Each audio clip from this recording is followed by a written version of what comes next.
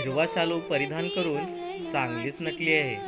आंबा, फणस, काजू, जांभळे, रातांबे आणि करवंदाचा स्वाद आपण या उन्हाळ्यात सर्वांनी घेतलाच असेल.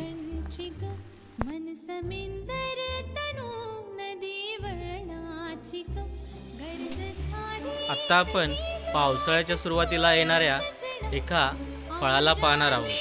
हे फळ अतिशय गोड व मधुर असे असते.